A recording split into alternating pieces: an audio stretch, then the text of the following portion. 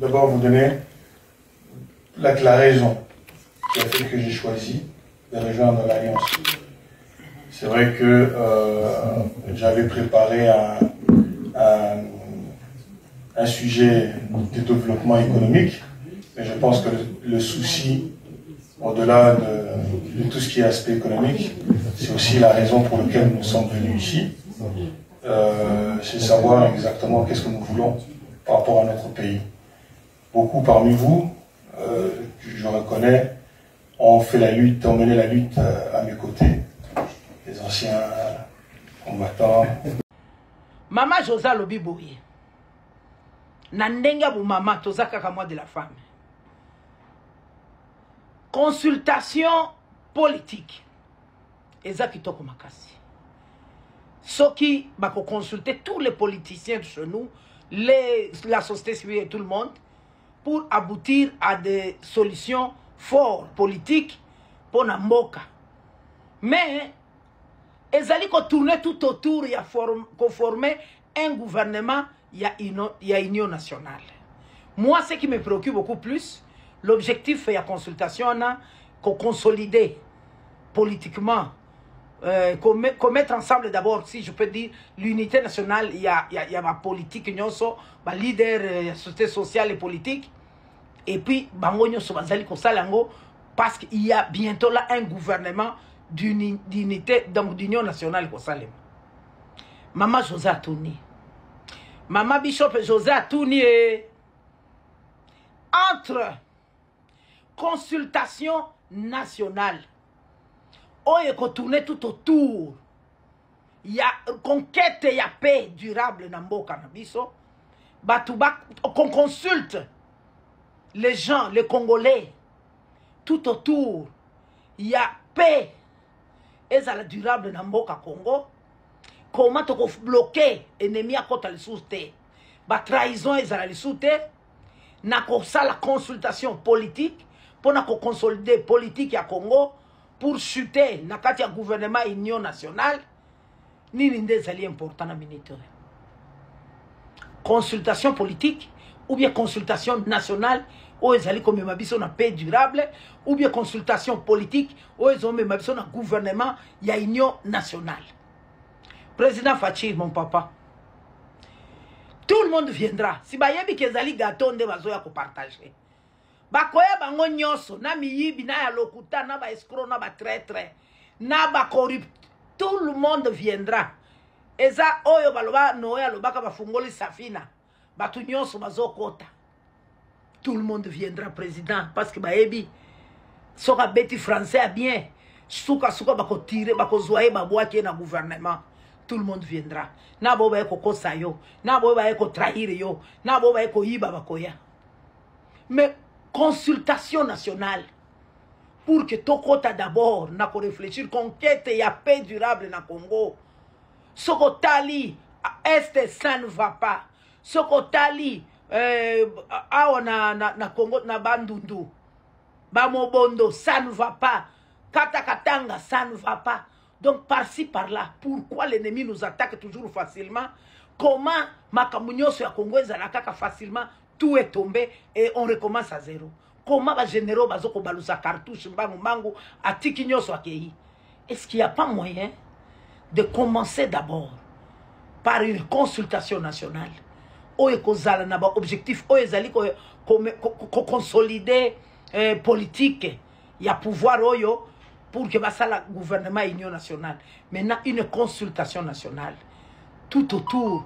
Il y a qu'à chercher une paix durable, conquête, il y a paix durable. Et qu'on koyoka mutunyo soit zali na problème. Et puis, qu'on passe éponge, réconciliation nationale. Tolimbisana, tolimbisani bisonyos. Et on passe l'éponge. Maintenant, là, on peut faire un gouvernement, il y a union nationale. Président, oko fanda na banani, ba très très. Olingyo fanda na banani président. kaka bato wana olingi approcher na baposte ya minene ozopesa bango makasi babundisa yo bien président. Les ennemis vont entrer aux côtés de vous parce que bana mutema mabe ezali likambo mutema. Il n'y a pas de réconciliation sans paix. Il n'y a pas de réconciliation sans réparer. Ba traître bakoti, miyibi ba détourneur bakoya, obengisi bango, bango bazomona gâteau, partage à la poste. C'est ce que eux voient. Président, réconciliation nationale. Ndé loko zanango besoin na minito urgemment, c'est d'abord la réconciliation nationale. Là où tout Congolais va regarder direction la paix durable en RDC. Confiance zonga to lingana lisusu. Mabeto salana ki to limbisana. Président de la République a déclaré tout haut que je pardonne tout le monde. Mabenyo sobosala ki esila. Président tala barando na mboka Congo. Lelo ba dossier nyoso mabela muki pona komemeloka ba confusion. Oh babukangalonzo. Oh kinganda yibaka bakola musana baboshabe moto asnele kola muka lelo. Bakola musa mutu nyoso sala mabe na Congo lelo parce que ezali haute toi que je m'y mets mutu nyoso akola sabosoto muninga pour que enda zo espace pemeni na yo. Mais président bima mukolo bima fort, pardonnez tout le monde, pardonne qu'on recommence un Congo nouveau après réconciliation nationale, après la consultation nationale tout autour ya conquête ya paix. Mboka ekoko za la boité président, tout ce que vous êtes en train de faire. Ezo za la saboter pourquoi bato mitema mabe, barankine na mitema, batuta na ki par-ci, batuta na ki par-là. Maintenant, pesa batu chance aussi au gagner. Président Obimino déjà molongi avec oyo sali na diplomatie sur le plan international. Président, tu es le premier. Yaba président congolais nyoso. À la kisi mokili que le Congo est envahi et puis mokili mbebeti maboko. Maintenant, victoire wana accompagné en la réconciliation nationale. Awa na Congo. Pardonnez tout le monde. Bao basala ba bêtise, bao basala mabe, barando etika kolamuka lamuka. Barando combien belé président. Ba grande la muki belé mutunyo sozolinga koloba mabe amuninga pour que ende akoma malamu liboso na yo. Président, mon président, s'il vous plaît, la réconciliation nationale, ndeto bandana yango. Masolo ya sikaye na Kinshasa avec la société BDN Nettoyage. Pour garantir l'hygiène dans notre environnement, la société BDN Nettoyage vous offre des services de qualité avec des matériaux aux normes internationales. Pour les nettoyages urbains, nettoyage de bureaux, nettoyage des salles d'école, nettoyage des appartements, nettoyage hospitalier, remise en état après déménagement, traitement phytosanitaire, espace vert. BDN Nettoyage vous offre aussi un service des femmes de ménage expérimentées pour tous vos besoins. Une seule adresse, avenue Révolution, numéro 4, commune de la Gombe. Référence, hôtel Meriba, Prince de Liège. Pour tout contact, plus 243 97 91 99 381, plus 33 61 388 63 38. BDN Nettoyage, le meilleur de l'hygiène. BDN, c'est la qualité de notre service. Nazali, prophète de malheur pour notre côté, mais je suis en train de dire des choses vraies. Netio, nalingina lobasikoyo. Des choses vraies. Bande konangai, est-ce que bossi boyebi makambo? Tout nanganini. Makambo nalingi koyebi sayo. Est-ce que boyebi que à partir ya mois de mars oyo FRDC na la police nyos bako bana kofutama double ya salaire, ça dépend na salaire zayi nango mais oyo kozala muke $500. Ngai na lokoti makamu na balabala te na yo kaka discours comme tout le monde lorsque la première ministre abiso madame Julie Tuluka Lubaki que salaire kozala double lobby na misu na ngai na kutani na FRDC moko la balabala il m'a rassuré à la kisinga ba mikanda na ye alobi mama moi oyo nga na kozwa $500. Cela veut dire ezali acte moko félicité. Bravo et félicitations à la première ministre pour na acte wana ya kokanisa la police ko na FRDC nazozela na le kana yo kana kenda tana kanko kolo ou badadingi na yo kanga moko keza solelo ko salemi ndeto féliciter parce que ce que police na biso na armée na biso bazo futa mambongo mama et kozalelo ko poko boya kitoko. Félicitations à la première ministre. Na ye koloba lisusu félicitations na moni na misu mutu moko ta betelinga masolo. Félicitations na vice-premier ministre Jacquemain Chabani. Lelo na zole kana na lelo aujourd'hui samedi 22 mars 2025. Na leki vers le palais du peuple na moni mituka pas comme possible. Il y a la police, na ba la police ezali neti revue de troupe ya ba la police. Curiosité kama tinga na lubina kitana tuna. Nde na kiti na baluki na kiti wana na poser question qu'est-ce qui se passe ici? Nde ba koyebisa ngai que la police est comme ezalaki doté na mituka ya sika pona makambo opération ndobo na makambo nyonso pona kotrake ba kuluna na batu nyonso ya mabe o bazotungisa mboka donc sécurité à batu na ville. Et c'est comme ça que je me suis approché na poser 2 3 4 questions en tant que kaka molobeli ndenza basunginga na ko ya maboko. Il y a un papa qui travaille dans la réforme à la police. Et c'est alors il me dira, maman, oh makambo soko lobi yango ko sunga biso makasi. Boye bisa mukonzi mboka président Fachi ayeba que depuis tozali na la police na réforme à la police. C'est la toute première fois tozui vice-premier ministre Oyo azo travailler à solo pour que makambo ezala kitoko. Ba dossier là, il y a de cela, 6 ans, 7 ans, 8 ans. Donc, avant même que Fachi a contre le pouvoir, Jacquemain a commis un vice-premier ministre, a commis dans la police, a décanté le dossier, le projet belé, il y a la police et télémi. Ba lobby kuna dans la police, tu vas commis les mindele. A lobby, na bureau, na biso à réforme à la police, ba consignon, so ba commis na mituka déplacement. Au moment hier, ce n'était pas le cas. Non seulement nous, si vous déjà un moyen de transport, donc, Excellence Jacquemain Chabani a écolongola Sony.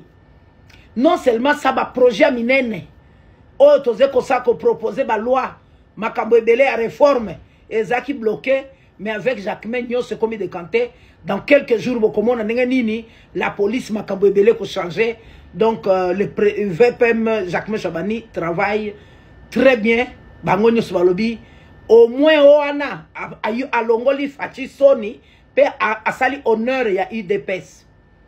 Ngai nakanisi papa mon général yo mutu na posa ki question message na yo ngona na commission. Bravo et félicitations au VPM Jacquemain Chabani pour nous sala kitoko zo sala.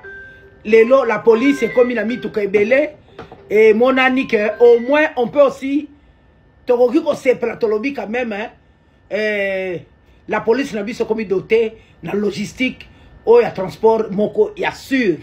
Donc dans quelques jours beaucoup mona makambo ebongi na kosuki la onate na ye kolobal susu. Bravo et félicitations. Bravo et félicitations nande konabiso mais inspecteur général chef de service ya IGF Jules Alingeti. Papa wana musala zo sala par rapport ya makambo ba détournement eza ebele makasi. Ngai na ko encourager ye. Sincèrement, c'est décevant lorsque quelqu'un fait un grand travail pour que makambo e bonga akangi miyibi atie bango na nzela, mais non miyibi bakomi na parquet ba libérer bango. C'est un peu décevant mais atika kité. Mais nalandi message ne moko quelque part. Et si Kazoloba, IGF Azoko préparé ma dossier ou yako présenté, il y a un détournement na makambo ebele salemi ya mabekuna, mais yako kamwa, ba komi kokanga batu sans tenir compte, makambo komi kokende na parquet sans tenir compte na réalité à IGF. Ça devient un danger. Ça devient un danger, ba kozibo telema, boko telema kambwana pour ne pas encore amener ma confusion. Na mabiloko moko eza clarté. Na ye koloba lisusu likambo mosusu ya koencourager aujourd'hui ezaka koencourager Jean-Pierre Bemba Ngombo tozali VPM ya biso ya transport tomonaki osalaki meeting soki na stade quelque part bato belé félicitations ozali ko sensibiliser bato par rapport ya ko adhérer na armée pour que to soutenir armée na biso ezali malamu kitoko makasi musalo salaki bato nyonso basepeli na mobilisation na sensibilisation na yo oyo ozali kosala mais ngai Mama José ngai siko Mama José je vous proposerai vice-premier ministre de voir comment est-ce que boko sunga na moi masse wana oyo ozali ko sensibiliser ou ajouter dans cette sensibilisation au moins qu'on réfléchir comment makambo et embouteillage et kitana no momuke parce que c'est ça vos attributions en réalité s'il faudrait qu'on sensibiliser pour na makambo ba norme oyo ya balabala et koki ko sunga batu makasi parce que à un certain moment to komi la difficulté makasi pour na makambo ya transport et komi problème makasi si okoyiko bana ko mobiliser masse et belé bongo pour sensibiliser makambo ya transport parce que tout le monde kuna na côté transport makambo lali mingi ozo koloba mingi pona makambo ya FRDC c'est très bien mais kuna na transport ba faille et côté belé par exemple permis de conduire comme côté collection à $5 papa ozo lobela makambo wana te un permis de conduire ya République démocratique du Congo ya moyen ko kitsango ya moyen ko sunga makambo koloba na kati na ministère de transport ezali ebelé dernièrement wa batu ba transport ba poids lourd balobi balingi basala grève parce que ba taxe comme ebelé na balabala donc en dehors de sensibiliser makambo ya FRDC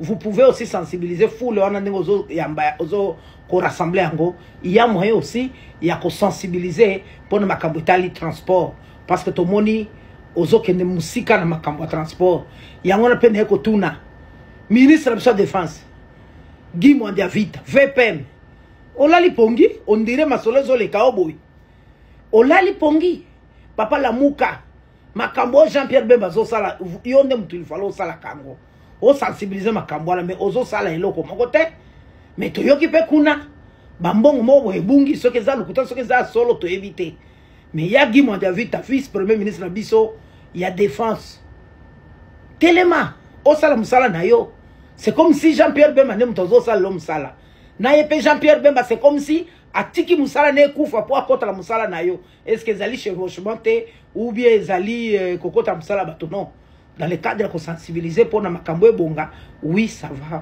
on peut encore tolérer mais to sengi Jean-Pierre Bemba tango zali ko yamba ba fulo wana sunga kabiso o sensibiliser pe na makambo balabala po embouteillage pour na kosala ta 1 kilomètre comme problème sérieux si vous pouvez aussi vous mettre na musala ko réfléchir par rapport à embouteillage comme ils dans vos attributions et ko sunga biso po fulo nous ko rassembler au capitaliser pour opportunité au ana ya ko sensibiliser pour na makambo ko bonga voilà les 2 3 4 choses on a kana yebisa bino merci.